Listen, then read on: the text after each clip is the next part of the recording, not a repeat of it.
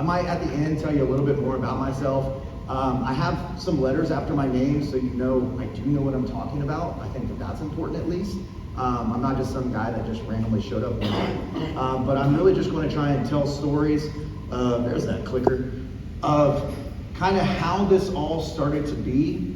And I haven't practiced at all either.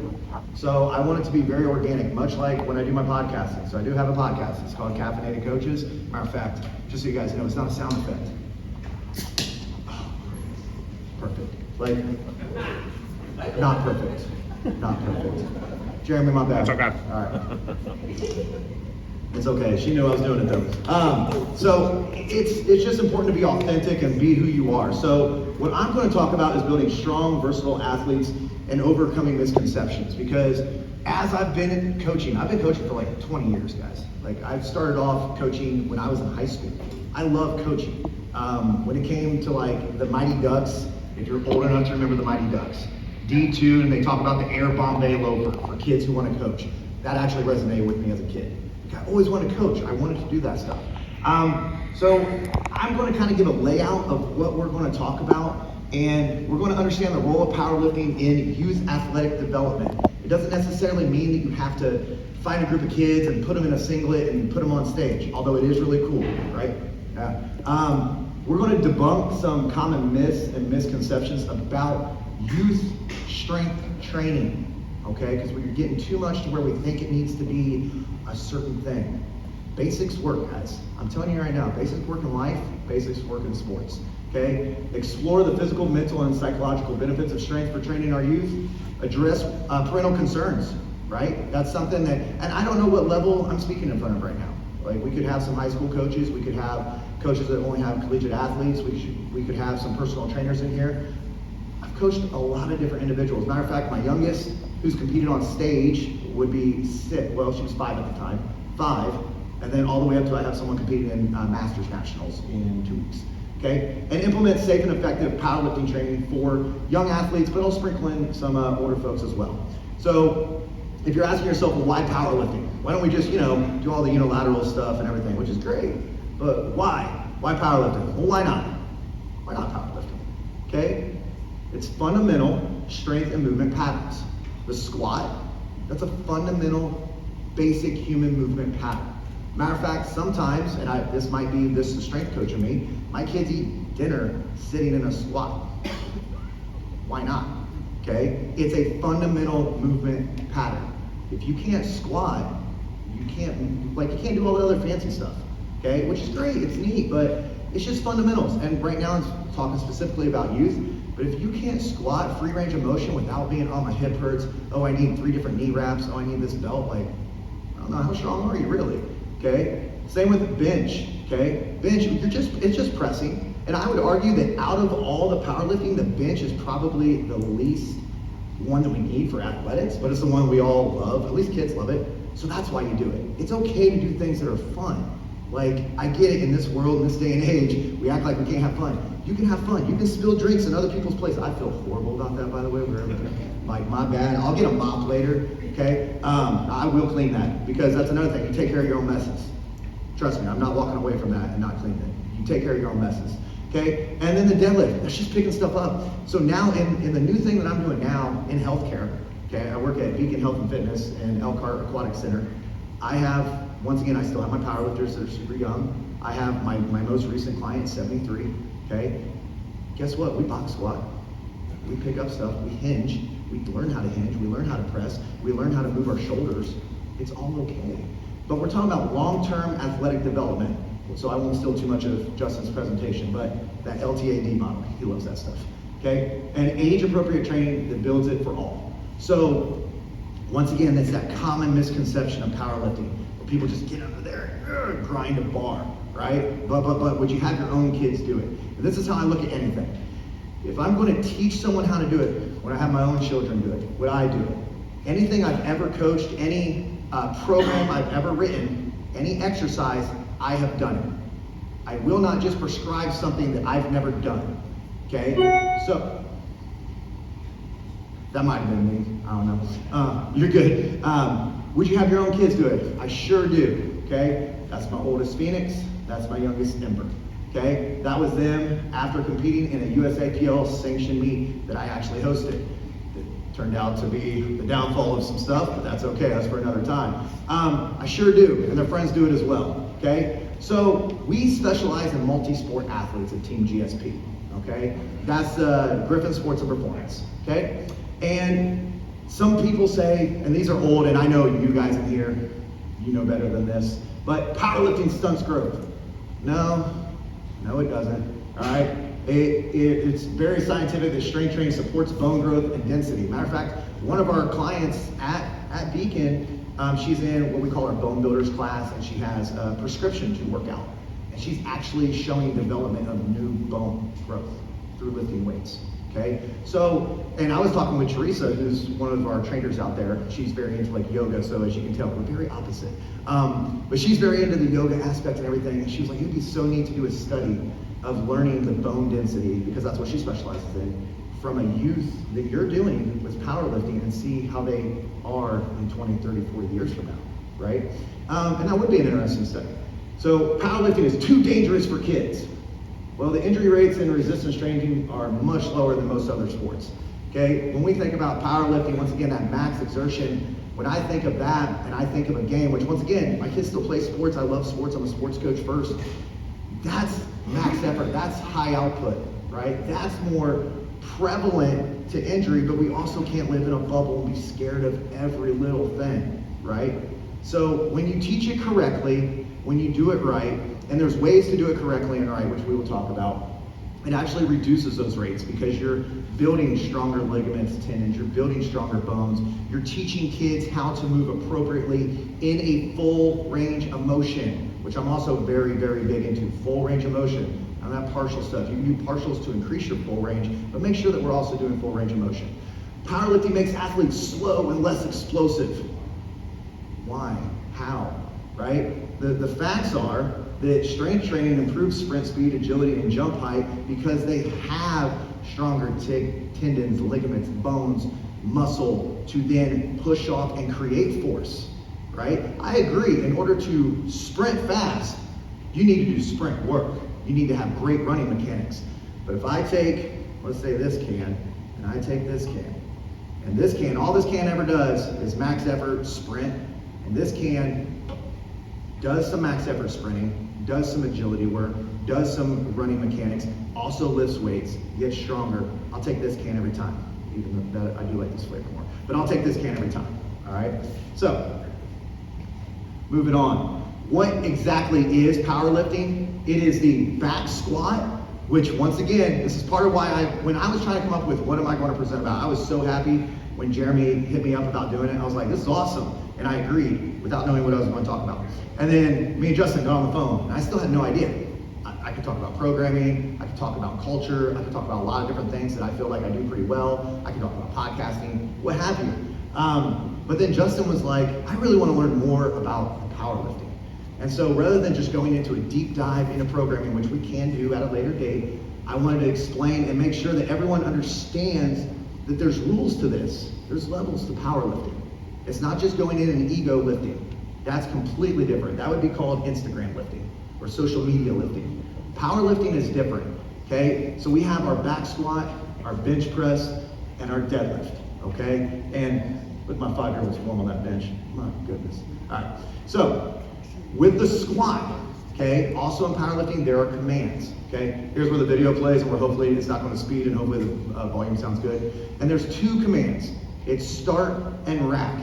This is July 24th, 2024. This is the very beginning of what accidentally became Team GSP and me creating the LLC. It was just me having kids in after school for free to lift. That's all we were doing. My oldest Phoenix was competing. She competed one time because I had powerlifters that are older that went on stage, and I was like, do you want to try this? Because at the time, someone made me feel really bad when I went to a conference. They said, if you put a bar on a kid's back, you're a bad person, you're a bad coach. And so I was like, oh, well, I love my child, I'm gonna make sure she front squats. But then I watched some of the front squatting out there, and it's awful. Like a partial front squat, and it's heavy and weighing you down. Why not just put it on your back and do it correctly? You didn't take the ego out. you didn't increase the range of motion. So if we're talking about range of motion and doing it appropriately, we can do it safely. They just need to be taught how. And really, Phoenix ends up being probably one of my best assistant coaches.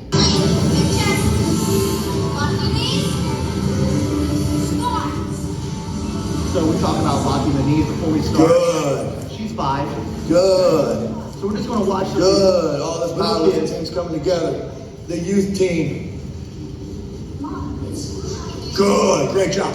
Big breath. Tight belly. Great job. Great job. Oh yeah. The northern eclipse is coming. That's right. That's right.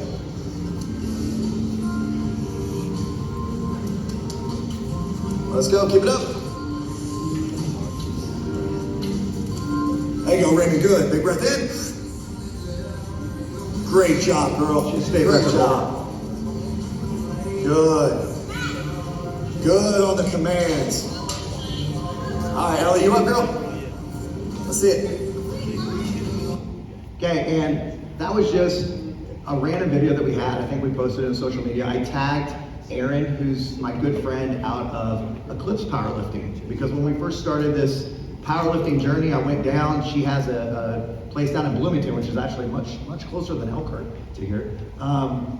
And we went and performed there, and I've listened to her a lot, and she specializes in powerlifting, but she has a full youth squad, and it's extremely empowering. So once again, not only am I a coach, but I'm a father. I'm a father of little girls, and I think it's super important that they become strong, independent females. And I think that this is a great way to empower them with the bar, okay? The next thing we have in it is the bench. The bench is actually the most complicated in powerlifting, believe it or not. I know it sounds like the easiest. It is absolutely the most complicated, okay? And we have our 3 commands: start, press, and rack, okay? And I meant to tell you guys a little bit about squats before and how I cue it, but I'm pretty sure everyone knows how they cue it, right? Go with your back, set your feet. We always start with our hips, not our knees. Open our hips, knees go out, drive, and sit back. On bench, Phoenix is actually going to teach you how to bench like a power lifter, okay? So we'll go ahead and let that go. This is how to bench. All right, so Phoenix is going to show us how to bench. Go ahead and start getting set up. You're going to notice that she brings her shoulder blades together. She's packing her lats down. Okay, now she also does a cool little gymnast setup that she stole from our good friends at Eclipse Powerlifting down in Bloomington. Okay, so she takes that on. Big tuck, shoulder blades are tucked down. Okay, feet, she's pushing them towards the edge of her shoes. Go ahead, she's going to notice she's packed it back down again. Go ahead, bring it down. She's going to pause. Press. Good. We're going to do one more. Make sure you're nice and tucked. Good. Press. Awesome. Okay, so you want to stay tight the entire time. You want to make sure you're getting a good drive, and we want a good leg drive. So she's pushing those toes towards the front of the shoe. Sound good? And that's how you bench. Perfect. Absolutely it is, okay? And that's a big cue that we use, is we want to stay tight. So the bench gets a bad rap, in my opinion, because we think, oh, shoulders this or that, and we'll have like pictures, for instance, and oh, let's get them a different bar, or let's get them dumbbells. Why? Why? If we learn to pull our shoulder blades back and we pack our lats down, we're going to protect our shoulder. Then we're just touching and press, and we turn ours into a tricep dominant. If you noticed hers, it was tricep dominant. If you look at like how bodybuilders bench, for instance, in my other career now, where we have people that want to bodybuild bench, right? They want to look good, they're benching for aesthetics. They're going to have a little bit wider grip, and the elbows are going to flare a little bit more. Or also some of the ladies that bench out there that have a really big arch, they can take advantage of a shorter range of motion. So it's really all dependent on the individual. So what we teach is athletics first, all right? So with an athletic style press, what I want is I want those shoulder blades tucked back. I want to engage my lats. I want those squeezing down. So it turns into a tricep dominant press, and that can be used in sports, right? When we're pushing, I don't care if you're running cross country. I've seen a cross country meet. You can give a little shove, all right? I want my runner to have a little tricep meet, so they give a little shove, okay? So it's important to be physical in sport, okay? And the next one, I don't have a video for this one because I wanted to explain this one through. For the deadlift, okay, the command is simply down. When it comes into doing it at a powerlifting meet, there's one command that's down. That's our girl Zoe. All right, she's been competing with me since she went to Concord High School. She has now since graduated. She's an aquatics director now, but she also powerlifts. Okay, and she's working on getting an EMT. It's kind of cool how all of our lifters end up doing really, really amazing things because it teaches so much discipline, which we'll talk about later. But there she is pulling her state record. She's qualified for nationals. She's going to compete again in June in Georgia, along with a lot of our other folks. But for the conventional deadlift, you're going to have a stance like hers. Okay? It's going to be closer. It's going to range somewhere between shoulder feet or not. But the big important thing there is we make sure that we're hinging at our hips, which we all teach, right? We teach with RDLs. Maybe some of us like those trap bars. I personally don't, but maybe you do, and that's fine. Okay? But we're going to hinge. We're going to grab the object, the weight, the whatever we're picking up. We're going to get into the world's most powerful position, which is right here, and then we're going to lower ourselves so we can reach the bar. Okay? And then drive it up. With sumo, it's the same thing. We're just shortening the levers by widening the legs. And no, sumo is not cheap. Okay? I know some people think it is. Well, then go sumo press for a while. It's hip dominant. It's hip dominant. So for instance, like my volleyball players, there was a time when I was at Columbus East, I made all of them sumo because I wanted them to have strong, explosive hips for their lateral movement. And it worked out really, really, really well. Okay? My daughter, actually, between the two of them, Phoenix sumos and Ember conventionals. Because that's naturally how they are shaped and how they work. Okay? With DeMarco, who we'll have in a video later, he started off conventional, but we were forcing the issue. We switched him over to sumo, and dude pulls 700 pounds now. Okay? He's going to nationals. All right? He competes again this weekend. No, sorry, next weekend, next Sunday. Okay? So it's about finding their hip movement. And how do you do that? You watch them and see what's comfortable. If they're here, okay, and everything's aligned and feeling good, you're great. You don't have to mess with it. But if you notice the different slouches, learn to get them at a higher point. You can start with blocks. You can certainly start with the trap bar. It's not that I hate the trap bar. It's that I feel that the straight bar is attacked so much that I have to defend my straight bar, right? It's not that I hate the trap bar. I'll still do trap jumps, something like that. But for youth, for instance, and I had, back when I was at Concord, I had the big Sornex ones, which are similar to the ones we have here. Can you imagine putting a child in that? Well, now they're doing snatch grip days. It's completely different, okay? And they also talk about the levers. If you learn to leverage it correctly and wedge yourself into the bars, that's the thing. We've got to make sure we take time. If we're going to use powerlifting principles in our programming, take the time to understand the movement and respect it as a sport, right? If we wanted a kid to jump higher, we wouldn't just take him out to the track and say, well, the high jumpers jump pretty high. Go high jump. That'll make you better at basketball.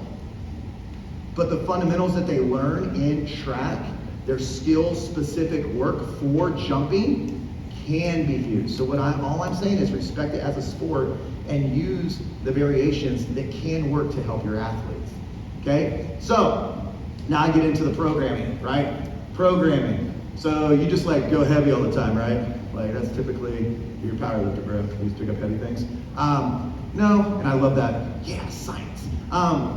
There's a lot of science behind what we do, and there's a lot of variations. Once again, my youngest that's with me right, so Ember is 6. She's been lifting since she was 5.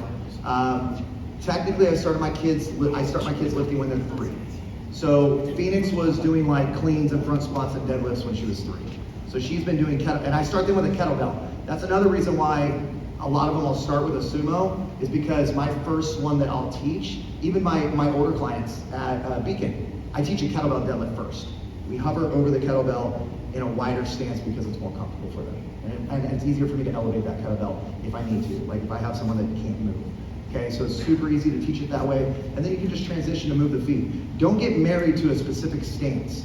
Don't get married, allow them to be the individual, okay, when it comes to any of our lifts. Yes, there's a correct way to do it, but there's subtle nuances to it, right?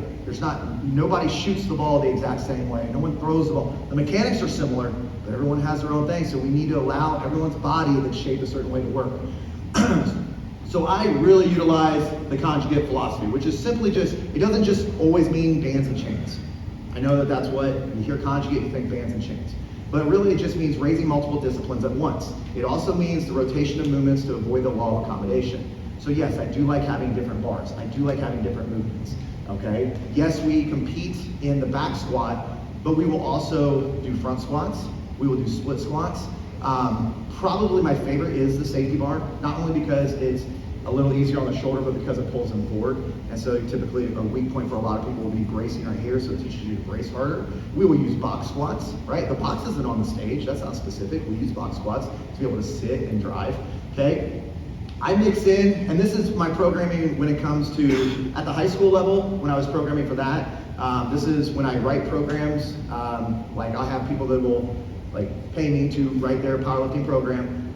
Typically we'll have like a max effort, a dynamic effort of both disciplines, lower and upper, and then we'll have like an SPD day. In the high school setting, I would do the max effort, dynamic effort stacked of a lower upper, and then I would run through Prilipin's charts for our percentage work on the other, right? On what I call the big four: squat, bench, clean, and deadlift. Clean being the most important when I'm dealing with athletes, okay? So max effort to me is max exertion at that time. It doesn't necessarily always mean you have to set a PR. That's my fundamental difference in that. Max effort means max exertion, okay? If I have given it everything I got on that rep, what is the point of putting 5 or 10 more pounds on? I went all out. I am successful in my max exertion. Max exertion can also typically be anywhere from 5 to a single. I try to keep mine more at triples, doubles, and singles, okay? Because sometimes you don't always need to do singles. You can do a max effort triple. So you can go for a PR triple. That is allowed, and that still falls within West Side's style of conjugate, okay? Dynamic effort. This one is hard for people to grasp. This is speed, okay? And something that has helped tremendously with that is VBT, in all honesty. So I have my velocity zones down here. I've messed with different percentages, but I've also used a lot of Brian Mann's research and talking with my guy Loudon right here. And we've come up with different numbers that we want to hit for folks. One of the things that I love doing is our speed squat day. And all I say is keep it above 1.0. And then Giggles, her name's Lincoln, but Giggles, who will be in a picture later, she has the best ever. She did a 1.33 without band. Like, if you know VBT, you know that's freaking wow, right? She didn't have bands to resist against it. That was that was a bar. And she's 8 years old, 9 years old, she's 9, okay? That's incredibly explosive, okay? So we are working that dynamic effort. Our guy DeMarco that we're gonna see here in a little bit, that is one of the things that he has kind of struggled with in his brain of, okay, I know I gotta move it fast, I don't see how it is correlating to my performance, right? And I had to keep explaining, hey, trust this, trust this, trust this. And he started to buy in a little bit, he started to see it, because we are working those fast switch, we are working to drive through. The speed of the bar does matter, okay? In powerlifting, as we talk sports specific, but also with athletes. We wanna be explosive, right? We don't want what we probably picture when we picture a powerlifter is the guy, probably like me, that just kind of, here we go, squats real slow or does something real slow. We want to be fast, violent. I dare say violent. Probably not when I'm coaching my youth, but when I'm coaching older kids, I say violent. For them, I just say powerful, explosive, empowering words. That's another thing. Use empowering words with our youth, okay? Our percentage work, once again, is based off of Prilipin's charts. Okay, so yes, this was designed more for the weightlifting aspect, but I've been able to successfully utilize that in powerlifting modalities, meaning your back squat, your bench press, and your deadlift as well. So if you look at those percentages, my basic program for it is I would do 65%, this is my cycle 1, okay? And I would do 8, 8, and then an AMRAP, okay? Or cut them off at 12, okay? Your optimal range is 24 there. Okay, with your total range going all the way up to 30. So if I go 8, 8, 8, I'm at 24, I'm optimal. I'm great, okay? Now, my sets, reps might be slightly different than them, but once again, I've used it with a lot of success. I've also done inverted cycle 1, where I'll flip it, and I'll go 8 sets of 3. But what do you think I want there? I want speed. So that becomes a great speed work day for us, okay? My cycle 2 is right there in the middle. I go 75%. Okay, and we will go 6, 6, AMRAP, or 6 to 10 if I'm cutting them off. And once again, that's when you look at your full calendar. If I'm in an off-season workout, something like that, I can AMRAP them, it's all good. Let's say they got a game that day, if you want to pull them back and just cap them at 10, great. Let's say you have a new kid, that's another time. Anytime I have someone new, I cap them. I don't let them AMRAP, I'm going to cap them because they don't know their own strength. Most of their fundamental gains in the beginning is just neurological. They're learning how to move a bar. So there's no reason to push them past that edge, but it also keeps me optimal, right? 6, 6, 6, that's 18, that's optimal. If we push it up a little bit, we're still within our total range that would be optimal between 12 and 24. Okay, cycle 3, okay, so this will be the 3rd week, and I'm undulating wave, which I'm just gonna point down at the bottom, that's how I wave. So if we're on our cycle 3, okay, we're at 85%, and it's 4, 4, AMRAP, or the cutoff is 7. So go 4, 4, 7, okay? Once again, the optimal range is 15. So if you just go 4, 4, 4 on that day, once again, 85%, most of you probably do your 5s at about that, I would imagine. Okay, so I'm doing the same, just one less rep, because on that 3rd set, I'm sending it, right? Especially with an experienced lifter, I'm sending it. We're going AMRAP on that. That's a great, especially in your strength phase, that's a great time to hit that AMRAP. Okay, so you got 4, 4, you're at 8 total reps, right? If I do get to 7, then I'm at 15, I'm at optimal. I'm at my cutoff. And I try to give them that goal to get to if we're at cutoff. If we're at AMRAP, we're going to go a little above that. Maybe they get close to 10, but that's still under the total range, right? And I think everybody would agree, if they do get 10, the 85% is really not 85%. We're going to be able to bump it up a little bit. But this gives us a way to test and see where we're at with our percentages that we can work in. Okay, and then the last cycle, cycle 4s, which are always the fun ones, is 95%. Okay, and we go AMRAP or 1 to 3, okay, the very first set. Why? Because it's 95%, you're probably going to be fatigued. So then the next 2 sets are like your back down sets where you keep it at sets. So if I hit 3, I'll keep it at, right? I'll go single, single. It's still going to be very, very difficult, right? It's what was 95% of your max. I like to yell out, not your max, no mo. Like if they're hitting it, not your max, no mo. Like we're obviously, we can rep it. Then maybe we bump it too. If they get a single, I never allow them to bump. If anything, we might back it down. Because it's like, that was really hard. We either need to back it down a little bit, or you need to show me on that second set, you can at least get 2 if you're asking me to go up. And it needs to be, once again, in our chart when we look at a 52-week calendar year, because that's how I program in my brain. When we're looking at that, where are we at in our world of that individual? And keep in mind that they're always individuals. Okay, so that's how we utilize the percentages there. The weak point training is for our auxiliary work, specifically for like my online clients. Their fail point, let's say on a squat, a bench, wherever, if it's up high, if it's off the floor in a deadlift, if they can't quite get the lockout, that's when we target specifically and we attack it with volume. My idea of weak point training is volume.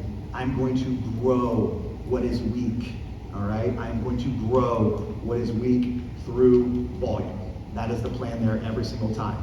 And I know in your brain, you're like, okay, cool, volume, like 3 sets of 12 or something. No, I get really crazy sometimes.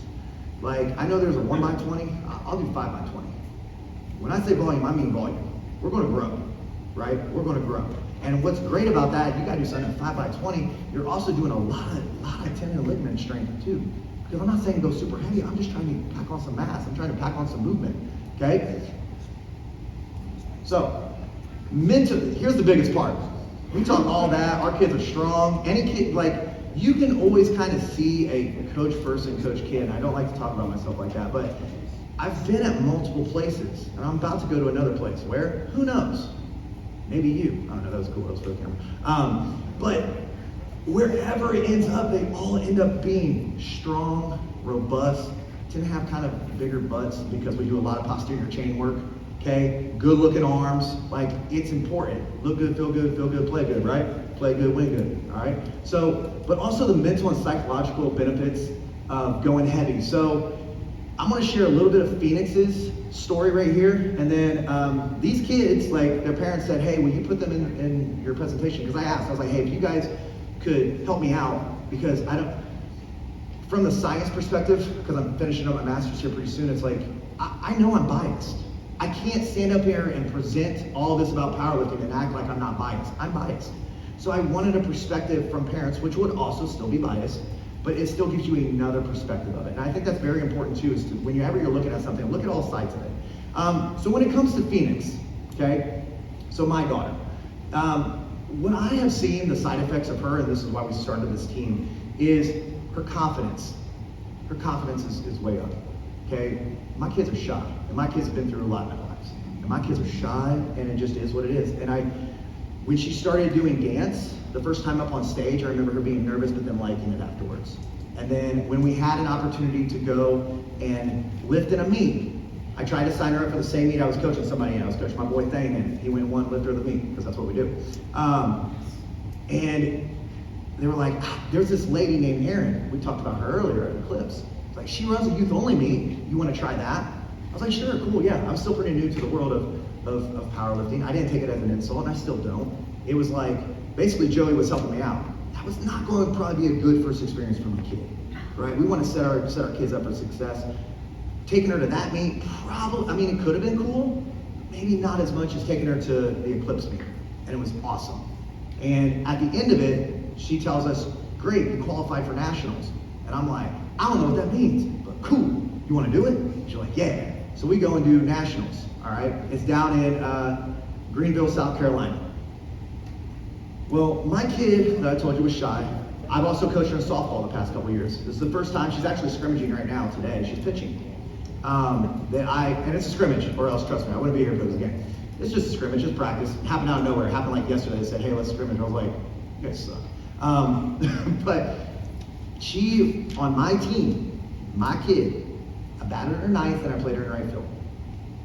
Not me being just a hard butt to my kid. It was just like, batted her ninth because she wasn't hitting as well as the other kids. She played right field. She couldn't really catch field. She could field grounders. She could throw decent, okay? She starts lifting. She starts being around other kids, okay? She develops that second year and is one of the best pitchers in our league. She makes the all-star team, okay? She is on the all-star team. I'm not her coach, so I can't throw her, all right? It's not my decision, right? I'm thinking she should be pitching right now, but I gotta be that dad that's like this. Please don't be that dad that's, I'm coaching my youth sports, just, they don't wanna hear you. And I didn't wanna hear myself. All right, so I'm just watching. Well, the week before, she was on stage. She took first place. She's a national champion. That's cool. She's a national powerlifting champion, okay? She goes to this game. See, that's her hand, that's her finger. She finally gets a chance to pitch right after she got hit by a ball. Her finger's all busted up. It is on her pitching hand, okay? She has the confidence to go out there, still crying, I'm not gonna lie, she's crying a little bit. I mean, it hurt. It swelled up the next 2 days. That was right after, okay? She gets the game ball because she strikes everybody out with a busted up hand. It's because of the level of confidence that child has had. She has been on stage in front of people lifting, okay? There's something to that, okay? The strength that it builds and the discipline to, hey, we need to go squat instead of go playing with chalk or being in the basement or whatever. Actually, the gym's in the basement now, so we can go there. But the mental health benefits too. Reduces anxiety, stress, creates a positive relationship with training instead of it being a negative relationship, because the reward in itself is lifting, okay? And some of the friendships. So I'm going to talk about, or let these ladies give you their experience, and then we'll move on. My name is Emerson, and I met Coach Pherson through his strength camps and 0 Hour, which took me to powerlifting for GSP, and I got to compete on stage, which made me a lot more confident and enthusiastic, which then followed over to swimming and made me a lot more confident to go out there and compete. And then I got a lot stronger, which made me a lot faster in the pool too. So that's a swimmer, right? Typically, and our swim coach, or formerly my swim coach at Concord, Coach Johnson, Tom, huge advocate for the weight room. All right, this kid right here, her parents tell me too all the time that she used to be shy, like me. I used to be shy. I'm just like, I don't see it anymore because of the confidence she has. She's such an amazing person. Now MJ, this next one, you can tell she's going to be like a state senator someday. Just watch how she talks. It's kind of funny. Hi, my name's MJ. I'm a 13-year-old lifter for Team GSP. I've been coached by Coach Pherson for about 6 months now. I'm a multi-sport athlete that does volleyball and softball. Lifting has not only helped me gain endurance, confidence, and discipline, but it's also really helped my mental health. With proper training, I'm achieving my goals, and I'm currently a state record holder. Yeah, she's gonna be on a commercial or something someday, I promise. But super confident, different introverted style kid. Now, Lydia here, she's up next. I think her parents made her do it. She looks scared. I don't know. That's just my opinion. She looks a little scared right here. But Lydia, another very, very quiet. And I remember her first meet, she was upset because she was like, I can do more weight than that. I can do more weight than that. And then at the end of it, when she was really upset, I had to tell her, like, dude, that's kilograms. We always lift in pounds. It's different. So that number, we have to multiply it. And then she felt a lot better. I am Lydia. Powerlifting's helped me a lot in sports. Like in softball, it's helped me throw, pitch, and hit better. And it also and powerlifting also helps me in gymnastics, where I am able to do more flips and back handsprings and lots of other things. And thanks to our amazing coach, I am able to lift more than boys in my class. See, she got a little smile on her after that. So you can tell it makes them happy. They're excited about this stuff, and they should be. They should be proud. There's nothing wrong, and that's the problem that I have personally as just a parent in general. We have to feel like they're not allowed to be proud. You're not allowed to celebrate. Yes, you are. Man, that's awesome, girl. Here's another young lady. Okay, now she holds every state record. She has only competed in 2 meets. She's going to compete in her 3rd this Sunday. This is Gracie, so she still attends the high school that I used to coach at. She still trains with Team GSP as well, okay? And this is a person that just came up to me very shyly one of the first weeks of school and just asked if she could lift more. And I didn't understand what she meant. I was like, wait, or like, what do you mean? And she's like, she just wanted to be in here more. Once again, very shy. It took a long time to get that out of her. And I was like, well, I'm starting this powerlifting thing. It's gonna be free after school. You guys just come on in, whatever. She was there like an hour and a half before it started. Like she was just ready to go. And then through this, I also learned, it took her 3 months to tell me she couldn't hear me when I talked in class because the music was too loud, and she would just nod her head to anything I said. So, but with that, she is just an amazing person. There was one day, and I know this is being recorded, so I don't want to share the whole details of the story, but she was upset. We went out to the hallway. I stayed out there until she felt ready to come back in. And I think it's important that, yes, we have to coach big rooms of people, but it's important that everyone realizes how special they are in your life as an individual. You have to want it. You have to want to be better. Obsession is going to be talent every time. You got all the talent in the world, but are you obsessed? You've got to want it as bad as you want to breathe. So you just want to be like everybody else that roams the world, not knowing the power that's in them. Yeah, so her mindset has obviously completely flipped. And she trains extremely hard. She just deadlifted 285 the other day. We're going to go for 300 next weekend. And she's going to get it because she's a strong, capable individual. Okay? Parent concerns, right? So this is actually Lydia that you just saw a moment ago, and Lincoln, who I talked about earlier, Giggles.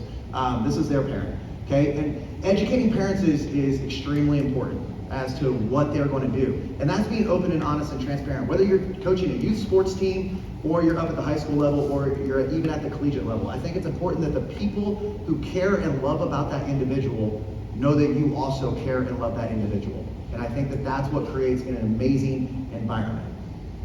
Hey there, I'm Sheree. I have 2 youth powerlifters at home. Well, I may not be a powerlifter myself. I have been in the gym setting for quite some time now.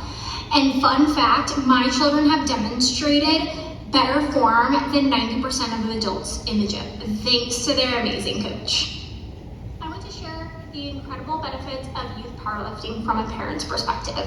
It promotes physical fitness, discipline, teamwork, while fostering confidence.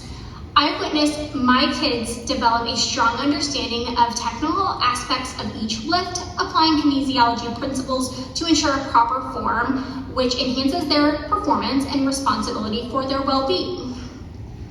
While there are valid concerns about strength training for the younger youth, research from the American Academy of Pediatrics and the National Strength and Conditioning Association confirms that it is safe and can prevent injuries by improving strength and stability. My husband and I have noticed a significant improvement in our children's performance, like gymnastics, basketball, and softball, thanks to powerlifting.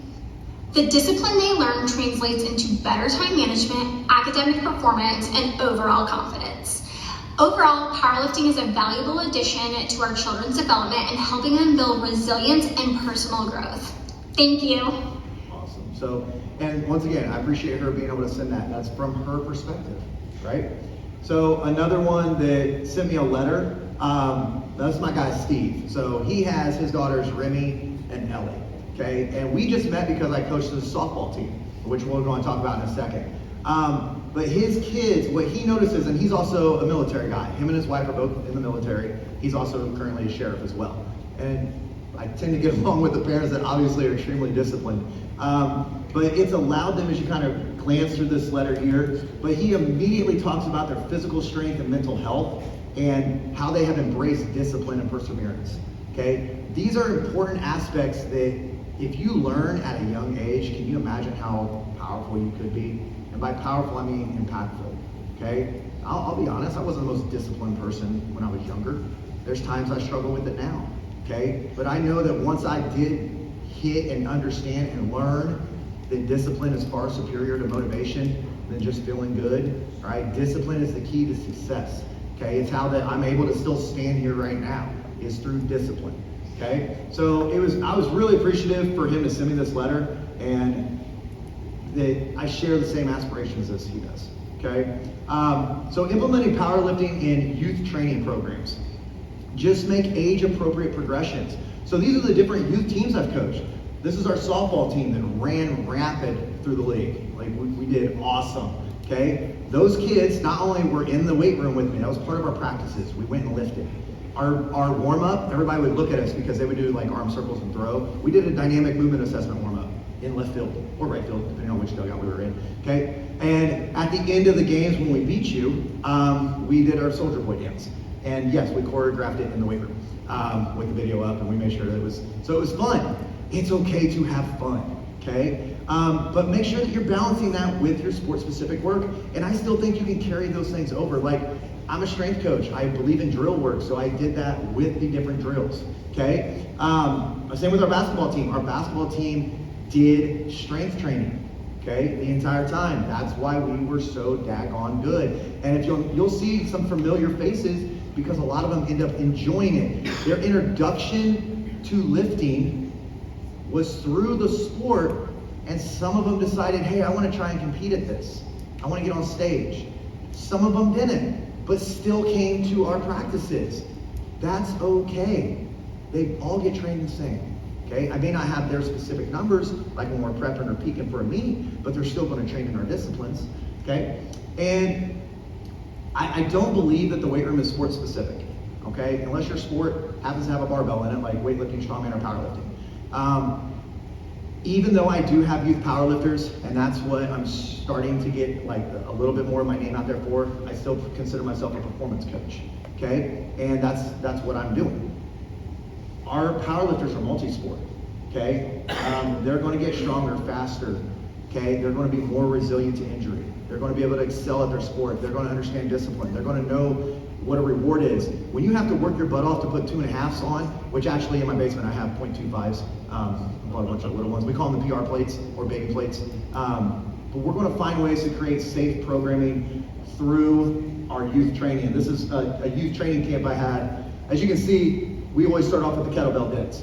We just line kettlebells up, work up the ladder before they were allowed to touch a regular barbell. Okay, we have basic fundamental movement patterns like I discussed 50-some minutes ago. Okay, now I get that I'm biased. Okay, so I wanted to introduce you to my guy DeMarco. Okay, he is the Indiana Coach of the Year for the NHSSCA, where I am the state director of. Okay, now full disclosure, once again, as I try to be as unbiased as I can, it's hard pressed to find someone that doesn't like me to get on video. He's a member of my team GSP. Okay, he's a champion powerlifter. He was handpicked by the Godfather, Kevin Vanderbush, to replace him on Ben Davis. Okay, so this is kind of a big deal, but here are his thoughts on powerlifting. Hey guys, my name is DeMarco Henry, head strength coach here at Ben Davis High School in Indianapolis, Indiana. 2025 NHSSCA Indiana Strength Coach of the Year. Wanted to give a quick shout out to my good friend Scott Pherson. Just want to say thank you, man, for giving me the opportunity with Team GSP to experience things on the athlete side of being a powerlifter, but also walking me through all the coaching points of it, changing some of my schools of thought surrounding the sport and encouraging me to look at it as a sport. And look at the competitors as athletes. So wanted to say thank you for that, Scott. What I thought powerlifting was before my experience with GSP was more weight, no matter how slow the bar moved or how ugly the movement looked. I thought it was a bunch of strong individuals who weren't necessarily mobile, which is a contradiction in and of itself. But I thought it was, non-athletic in nature, right? What I've come to find through this experience with GSP is it's really just progressive overload executed at a high level. It is athletic in nature when it's done at a high level, and I keep saying high level because that is the key term, right? If you coach crap, if you use the tool of powerlifting in a poor way, you will get poor results, right? But the other big piece of it is it's extremely competitive, and it teaches relentlessly mindful intent. You have to be intentional. You have to be intentional. You have to be intentional. And I think that's one of the biggest factors that you have to look at in any training structure, right? Specifically for youth, it's fun, and that alone will drive intent, and it will reinforce intent. And our kids need to have more of that. Our kids need to be placed in more spaces and given more opportunities to understand that I cannot be passive. If I say I want something, I have to attack it, right? It is challenging with easily quantifiable milestones, and the rewards are merit-based. I do think there's a time and place where we do need to give a kid a solid push, a pat on the back, but more and more I think we're seeing the results in society where we applaud average. In powerlifting, especially in a meet setting, the rewards are merit-based. You have to hit these standards, and not only hit these standards, you have to exceed these standards and exceed them at the highest level in order to achieve what it is you say you want to achieve. It's also another opportunity for kids who may just not have a ton of sports skill. We all know that kid who's a freak in the weight room, can lift whatever, can run whatever, can jump whatever, but they can't catch a ball, they can't shoot a ball, they can't putt, whatever it is. This literally and figuratively, the sport of powerlifting, literally and figuratively gives them another platform to go out and find success. So I think that's awesome. Strength is also, in my opinion, the lowest hanging fruit or the lowest barrier to entry in terms of athletic development and sports skill development, right? The most athletic kid gets eyes on them from a coach. That coach gives them opportunity and more sport coaching time. That kid gets better at the sport. That kid gets more and more opportunities, learns how to become more athletic. That kid gets more coaching, that kid gets more opportunity, that kid gets better at the sport. It's cyclical, right? But preceding athleticism at the youth level is strength. They have to have a base of strength. I can't think of a better sport, I can't think of a better way to develop strength at the youth level than powerlifting, right? For those who, the squat and the bench, for the most part, we all squat and bench. The big one that comes up of the three disciplines is the deadlift. Oh, we don't want our kids to deadlift. We don't want our kids to deadlift. Risk versus reward. If you know how to coach it, you know how to coach it. You don't have to coach the deadlift, but if you're squatting and benching, you've already got powerlifting principles in your program. That is what it is. But the deadlift, right? Let's say you put a clean in your program. A lot of times, the biggest barrier to development in the clean is just flat out pulling strength. If a kid has pulling strength, the deadlift teaches, if you do it right, then you're able to become better at the clean. You're able to more efficiently and more effectively teach the clean, right? If you can teach a kid to pull something heavy from the floor forcefully and intently, to brace, to push against the floor, you can teach a kid to clean. So that's my tidbit on that. Overall, I would have to say, powerlifting and conventional strength conditioning, they share a lot of the same principles. We talk about progressive overload, specificity, reversibility, individuality, etc. The chances are you're already partly doing these things, you just aren't calling it powerlifting. If you're programming and then testing a bench press, a back squat, or a deadlift in any way, shape, or form, or its variants, you are powerlifting, at least in part, and that's great, keep it going. It's a tool, use the tool, right? It doesn't have to be the only thing you do, nor should it be, Our goal is to build athletes that are robust and well-rounded. You know, some of your best athletes would probably be great powerlifters, and vice versa, right? So I encourage you guys to just look at it as a tool and just something that you can use should you so choose to do it. Thanks, guys. Awesome. So, and as we were driving in, I was on the phone with him for 2 hours. We talk while he lifts. I don't know, he doesn't even need the music, but that's my phone. This is literally last night. He was like, hey, put this in your presentation. I was like, okay, not a problem. So he's got 770 pounds on this bar. He yells sometimes. Let's go. He might have cussed right there, that's okay. But this is one of the variations we do. He's going to have that as a straight bar on next Sunday. Oh yeah, this lightweight. Let's go. Oh goddamn, let's go. Let's go. Oh, that's Janine, isn't it? Take him back. Oh, easy. And then that was Janine, the lady that was working at the hotel. We had her on speakerphone with him. So we just let her talk to him while he was doing it. And then his point of still being an athlete, he's 5'10". So he also wanted to show you that he could still jump. So this is literally right after. It's the same day. He's still wearing the same stuff. He just walked down to the gym right afterwards. He can still jump up. Still an athlete. Still developing those athletic principles. So I wanted to share that with you as well. So at the end here, look at that timing, by the way, Justin. I dominated. Don't fear the barbell. Don't fear the barbell.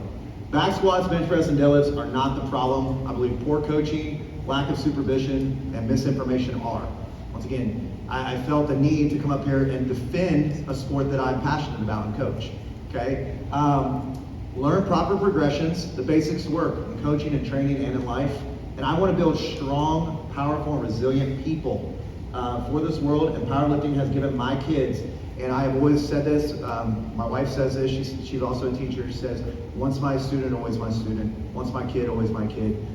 Same thing with me, once my athlete, always my athlete. So those bearing my last name and all the young souls that I have a chance to make an impact on are those that I'm helping to build character with. And I think that that's super important. So thank you very much. If you want to hear more of me ramble, I do have a podcast called Caffeinated Coaches on Spotify and Apple Podcasts. On my socials, which is where Jeremy got in contact with me, it's Coach Pherson, my personal one. Scotty doesn't know. But this is kind of the resume of just, I've done some stuff, right? So pretty decent at some of the things I do. And once again, Jeremy, thank you so much for this opportunity. Facility's beautiful. Thank you guys for listening to me. Hopefully you got something out of it, maybe one tidbit. And the thing that I'm looking forward to getting out of this, not only listening to everyone else present, but I'm hoping to come away with just a couple more contacts. Because I think that once again, we are in the people business, and if you seem like we might be similar souls or you want to chat some more, just come up talk to me, and I'd love to get contact information and stay in touch. So, thank you.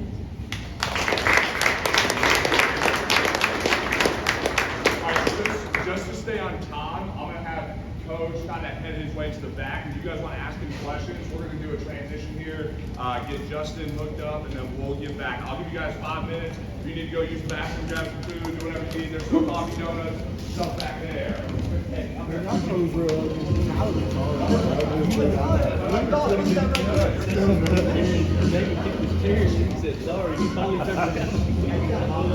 know it.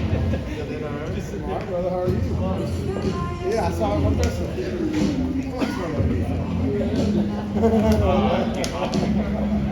How the baby? This is a picture. He look like you or look like somebody else? Good, that's a positive.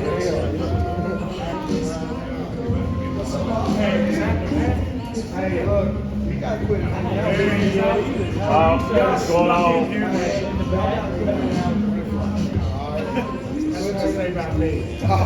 Nah, hey, we had that chair. I said, we got a chair open, but we don't want to sit with you. Like, you know, he sat down anyway. I'm like, hey. Yeah.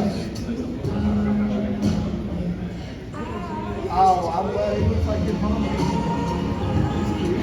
You did a good job. There we go. Congratulations. What's his name? Oh, big boy. Hey. You did a good job in 30 seconds.